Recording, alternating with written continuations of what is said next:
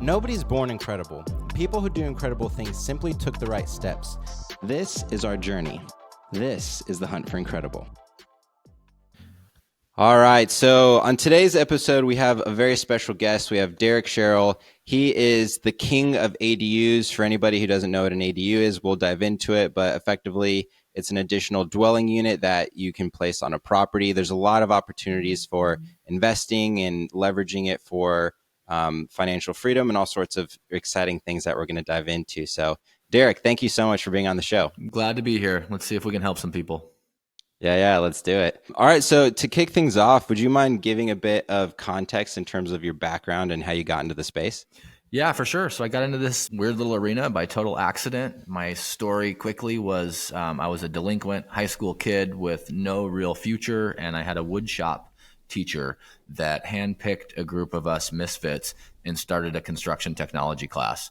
So I was introduced to the skilled trades at 15 years old, and it was something that came really natural for me. We built our first accessory dwelling unit for another one of our teachers in 1995, and the rest is kind of history, and hopefully we can go over some of that stuff, and I'll explain how the process works and how other average people just like me can use this tool as well to build needed infill housing while adding wealth long term. So you got into it, you became familiar with what ADUs are and how they can be leveraged. At what point was it an aha moment for you that you could actually use it to build out a portfolio and gain financial freedom? Yeah, that's longer than I would like to admit to. So I spent the first 5 years of my professional career. I got my contractor's license when I was 19 years old, and I was literally just chasing dollars. It took a long time for me to realize that I could hold these assets for myself. But when you're young and you don't have any financial literacy and you don't have any financial mentors, it's all about just making more money. It was never about delaying gratification. So I'd say it was about 5 to 7 years into my career till it dawned on me that all the work that I was doing for these other investors, once I got my mind right, I realized that I could do it for myself. Okay, cool. So you're out there, you're developing these ADUs, and then you see that they're growing wealth from actually hanging on to these assets. So then is that when you were like, okay, I'm rather than flipping, you're buying them, you're hanging on to them, and you're doing buy and hold for long-term plays. Is that right? Yeah, that's correct. So all we do is new infill development. We do new small multifamily build and hold for rent. And I've never flipped a house. I've still to this day never sold an actual physical house. I was working as the muscle for the investor to add the value. So that was my original position, was as an independent contractor, a subcontractor, to add value to people that had money that were holding these assets. And at that light bulb moment for me was when I realized that I could trade in my hat for worker bee to investor. And I thought I would lose the worker bee part. And we were speaking before the show started that it never ends. Like, I'm always running around. I've been on 2 job sites already today. I've been in 2 different meetings at 2 different cities. Like, it never ends. It's not as passive as some people will explain to you. But I was able to take on more of the investor hat and the worker bee hat at that time. And what did it look like to snowball? So you have a number of properties right now. How did you leverage the equity in those previous properties to roll into new properties, or did you just have separate streams of income that you pulled and you kept the equity in the previous assets you had? You know, I'm so glad you asked that question, because today everybody's looking at Instagram and seeing Lamborghinis and people getting rich quick and thinking like, I'm not good enough. My strategy, my work ethic, my mindset is not good enough because I can't do that. And I'm here to say that most of that is bullshit. There's a few exceptions to the rule where there's really, really highly skilled, high output young individuals that get rich pretty fast. But for most of us, it's a slow grind. I bought my first property in 2002, and I saved up money to buy the next one. I leveraged a W-2 job for a lot of my career as a fireman to slowly but surely buy properties. And I was buying them one at a time, a lot of them with a house hack, so an owner-occupied finance. You know, in our area, our average market rate now is about 650 to 700,000. So it's a higher valued area. So it's hard to save up 20% and buy a lot of those. So we would buy one with 5% down. We would live in the house for at least a year while we were fixing it up. And then I would build the accessory dwelling unit with cash. And it took me a couple years to do the first one. It took me about a year and a half to do the second. The third one was maybe a year. The fourth one was maybe 8 months. And I just slowly over time, not to go full Dave Ramsey, you're never going to save your way to wealth, but you have to have some money in the game in most cases. And we just took the slow, steady route, the slow scale, the get rich slow scheme, I call it. But I was able to just leverage cash money to build. And now we've got a portfolio of maybe 25 units, and the loan to value is 50% or less, because we're building a lot of these with our own capital. And then what we do is before, Oh, wow, nice. At the end of the build, a lot of them will pull out a home equity line of credit, so we can tap into that money without taking it. We don't need the cash out refi. We're not paying interest on money we're not spending. We just have all these little savings accounts tied into the equity of these properties. And a lot of big scale, big thinkers will say that's ridiculous. You have way too much lazy equity. You should be rolling that equity into more deals and plant more trees, and therefore have a larger orchard, if you will, for example. But we've decided that we like to sleep well at night, and we like the slow and steady path. So that's kind of the progression of how I was able to finance these, and then what I do with the equity. We've never taken any partners. I don't have any funds. I don't have anything to sell. It's just literally been like, let's build a couple of these at a time. And after doing that for, almost 3 decades, you pick your head up, and there's just, based on luck and appreciation and the deflation of the dollar, you end up becoming really wealthy. I'm so glad you brought that up, because oftentimes we have this mentality that success is accelerated wealth growth or appreciation, but really the success should be the definition of optimizing however you prefer to live. Mm-hmm. So I was talking to an investor the other day who said he bought his house cash, fully cash. He has 100% equity in the deal. And all of his other investor friends say that he's crazy, because they're like, you have so much equity tied up, your return on that's not very good. And he says, I don't care. I do this because I sleep well at night. Mm-hmm. I know that financially on paper, this doesn't make sense, but this is what makes me feel good and safe. And if that's your MO and how you like operating, and you enjoy working that way, then like that is the number one thing that you should go for. Like that is actually the right investment for you, is the one that helps you sleep at night. Yeah, so well said. You really hit on it. And I always tell people, don't stack your goals against somebody else's strategy. Never put your brain into another investor's head. Like, everybody's goals are different. And, again, everybody's talking about scaling and unit count and stuff like that. And I share openly, like right now we're trying to scale down. Like, my goal is to have as much cash flow as possible with as few of units. It's just easier that way. If you live a simple life, the lifestyle that I've built involves a lot of running, a lot of skiing. I drive an old car. Like, I have very low expenses. And I don't need the scale up to have all the more problems. My goals are pretty much met. And now it's more like looking out into the future. How do we optimize this and turn it into as little amount of work as possible? It's never going to be truly passive, but each year now in the downscale, we're just looking to get more and more efficient, therefore more passive. So don't let, if you're new to this, to this space, or you're trying to find what makes you special, don't think you have to chase everybody else's goals and strategies. Figure out, get really, really, really clear on what you want. So many people don't really even know what they want. It just starts with more. So figure out what you want first, is what I always tell newer folks.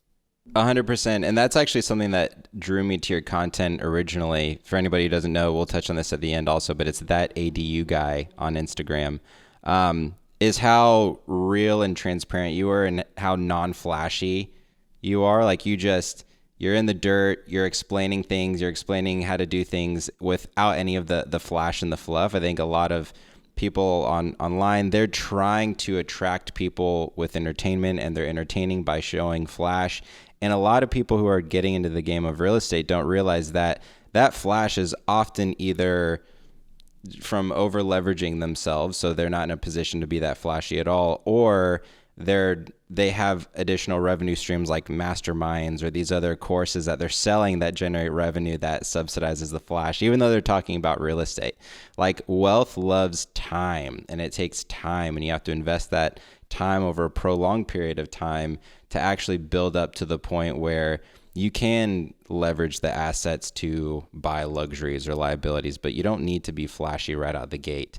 And so, yeah, I absolutely love that about all the stuff that you're putting out. It's really good. No, thanks, man. That honestly does hit right in the heart, because I mean, there's a few things I've said I'm not going to do, and that's like have all the expensive cars in the background. I'm not going to do flashy pop up visual texts with all the emojis and the sounds. Like, I just want it to be real. I want it to be educational, and I want it to be relatable.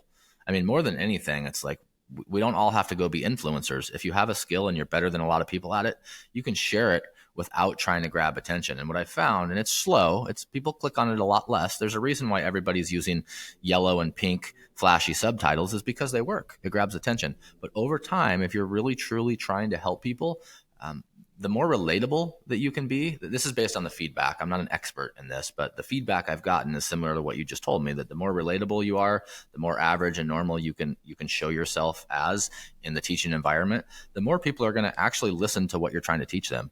And my goal, as a housing advocate, to create more housing, I call it capitalism with compassion, to help more people understand the strategy to build more housing. Like, I need them to trust me. And I think you're a lot more trustable if you're more relatable and you're not trying to, always look so flashy. So that, I don't say that with a grain of salt. I really appreciate that compliment. Thanks. Yeah, absolutely. So as you were growing your portfolio, what types of properties were you looking for? Like, when you looked at a property, what was the criteria that you used to say, okay, this is a great investment and ADU would go really well here? Yeah, great question. So always is going to be location. Period. And for those of our listeners that don't know what an accessory dwelling unit is, or an ADU, just think of it as an additional, either attached, converted, or detached unit on the same property that used to house a single family house. So a duplex or a triplex could be a house with 2 ADUs, or a house with 1 ADU. So many people in so many markets don't really know what an ADU is, but just think of it as a guest house somewhere else on the property that you can rent out or live in yourself and rent out the main house. So for our strategy, what we're always looking for is good location, and we're looking for good access, and we're looking for good infrastructure, and ideally it's a flat lot. So my really quick down and dirty, I'm looking in specific areas where I know that tenants want to live, because tenants want the same thing homeowners want. They want location, privacy, and amenities. So I'm focusing on location first. I'm making sure that the zoning regulations allow us to build small multifamily units on that property with ADUs or detached duplexes or cottage clusters or the like. And then I want good access. So tenants need a place to park. So I like alley access or corner lots or double wide lots. And then the infrastructure. We pay more than pretty much anybody else. Most of our properties aren't great deals. They just check all of our boxes, so they're cheap to develop. So when I say good infrastructure, I want to scope all the sewer lines and make sure that they're plastic. They're not old Orangeburg or concrete or clay that have root intrusion or problems. I want to make sure that there's power. There's either a vault close by or there's a transformer on a power pole where I know I can pull the power I need to build the units we're going to build. And then I want to see upgraded water meters and other utilities, so that all the pieces for development, flat lot, good infrastructure, good parking, good access, is where we really force all the appreciation and make all the money. Most of the deals we buy, all the investors pass on them. Some of this open market stuff, all the regular buyers pass on them. And then we come in there and just absolutely crush it with some of these deals, because all the pieces are in place for our strategy. That makes sense. So then effectively you would pass up on a lot. Like, let's say it's a single family residence and there's a giant backyard, but it's difficult to get to that backyard without, going through the house. Then is that the type of property you would turn down, or do you come up with other creative solutions to get there? Good question. No, we wouldn't pass just because there's no actual vehicular access to the back. If there's a nice big backyard and it's in a good area and it's a house that we would want to own forever, we would still consider that. I mean, we build accessory dwelling units. We just built one across a creek. We build them in backyards all the time. You just have a little bit more labor getting material back there. You usually can't use a crane to set trusses, so we'll do a stick frame roof. But you can pump concrete, you can pump aggregate, you can get all your material back there. So that wouldn't be an automatic disqualifier. But if you've noticed, all the pieces of my criteria, none of them have anything to do with the primary house. And that's another thing that I like to share is a lot of times the house is just collateral damage for what we want to do. So we're not looking at backsplash. I don't care the kitchen layout. I'm not worried about how old the roof of the front house is. Most of the time, we're giving the front house a down to the studs full remodel. So that's one thing I did kind of leave off is there's less visual weight given to the front house. We're really looking at the value of the land. And the other piece I would add is whether you're in a jurisdiction that allows infill housing strategies yet or not, they're not making any more land. So we're always looking at what I call a land bank. So I'm known as a house hacker, but really what we're doing is land hacking. So every property we buy has to have enough room to either split off a lot or build multiple houses on the lot. So your example of would you buy a house with a big, huge backyard that you can't drive to? The answer is yes. If there's good access and it's in a good area, we're going to do a park and walk strategy, which is we might do a 6 or 4 to 6 parking lot slots out front, and then there's just foot access back to the units. Very similar to how you would access a multifamily building, but these are going to be freestanding detached units. So definitely not a deal killer, but big lots are always good. What does the permitting for something like that look like? Like in this example, do you have to make sure that there are X number of additional parking spaces in the front or somewhere to accommodate for that ADU? You do in many markets. And what I always tell people is you have to become an expert in your local planning and zoning code. I've never seen anybody else on Instagram or YouTube or Facebook talk about getting into your zoning code and reading it. But I always tell people to build relationships with the decision makers. So if you're in XY city, go to XY city planning and zoning office and say, hey, I'm looking at building infill housing with duplexes or triplexes or ADUs. And can you show me the standards that I have to meet? Some cities will make you require you to do X amount of off-street parking. Some cities and some states, overarching states like California, Oregon, Washington, Montana, they have overarching state law that says cities cannot make you add additional parking for one unit or so on and so forth. But call the decision makers and ask them, what are the standards in your area? I always want people to have emails showing them the standards before they close on a property, so there's no surprises. But the short answer to your question is yes. Some jurisdictions are going to require you to meet really stringent rules. Those are jurisdictions that we don't invest in. You just got to figure out where your strategy works, and you're preferably as close as possible when you're getting started. And then once you go through the process once, this is what's so cool about the new standalone unit is once you go through the process once and you get the blueprint and you figure out the rules, it's really, really easy to repeat, especially if it's new standalone because you're just recycling those plans. Whereas if you're an amazing house flipper and you remodel 100 houses a year, like some of my friends, every single house is different. Every plan set is going to be different. Every engineering schematic is going to be different because they're different shapes on different slopes in different areas. And if we build new, we can literally just rinse and repeat. Wow, I love that. Is there a benefit to, so you mentioned that when you buy these assets that the front house or the main house is the collateral damage in it. Is there a benefit to buying a property that already has a structure on it but has land versus just buying a lot? Like, why isn't your strategy just to like focus on lots that you can put new builds on? Great question. You must be like a podcast host or something. We do both. We like to buy raw land. The piece of the strategy that's worth kind of diving into quickly here is that it's an infill housing strategy. So what infill means is cities are not allowing development easily outside of city limits or urban growth boundaries. They're trying to stop urban sprawl and going out wider. So the infill housing strategy is also known as tighter and taller. So we're buying in areas that already have sidewalks and street signs and police and fire departments and street lights, right? The infrastructure is already there. So most of these areas already have a house on them. That's why they're incorporated in the city limits. So we're looking for like the old farmhouse on the edge of town that used to be 10 acres that now has a subdivision behind it. But when they surveyed it 20 years ago, they kept their 1 acre, something like that. So we like to buy raw land as well. The benefit of having a house on it is there are system development fees, connection fees, impact fees that are already paid in a lot of cases.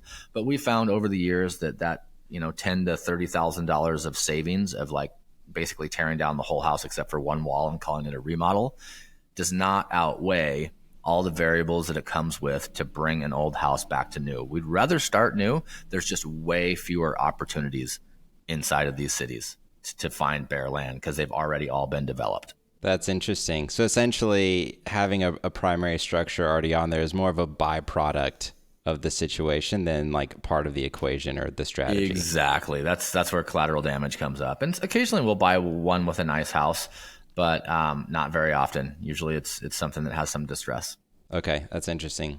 And you mentioned land banking also, and buying a piece of land and then chopping it up and selling those off. What does the return profile of that look like versus selling it as a single parcel? Like, so let's say you have a plot of land, you have a main structure, you put an ADU on the back, you decide to cut it up into two separate parcels so that you can sell off the ADU by itself or the main structure by itself. What does that return profile look like versus just selling the lot with the ADU and the main structure? Yeah, it's a huge value add. And I'll just give you some quick numbers in our market. So if I buy a property that's below the median price point, say it's 500,000, and it's got a quarter-acre lot and there's room to access the backyard, and I build our signature barn cabin ADU, which we show people step by step how to build this for free. We open source all this on our YouTube. You can go watch 17 videos start to finish of me building this house, and we build it for say $100,000. So we buy the house up front for 500, say we do no work to it, and we build $100,000 ADU.